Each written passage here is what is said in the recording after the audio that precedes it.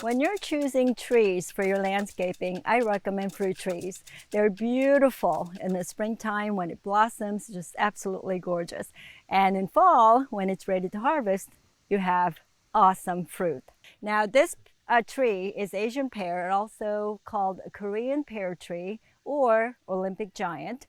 This tree specifically I planted on our properties because it's disease resistant and it produces just abundance of this beautiful pears that are crunchy, sweet, and juicy.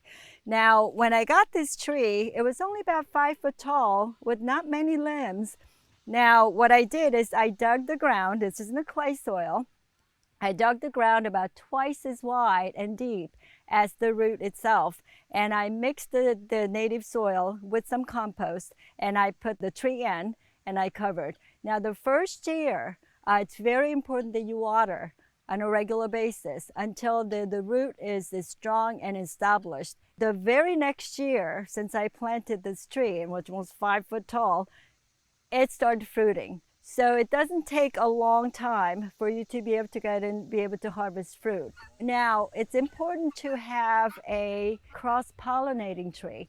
Now, this particular variety needs another Asian pear. This is a Korean pear, but then I also have Shinko pears. They cross-pollinate, and that way they'll create this abundance amount of fruit for you.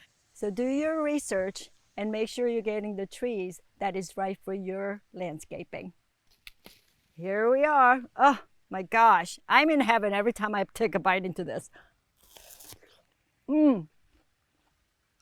It's sweet, it's juicy, it's crunchy.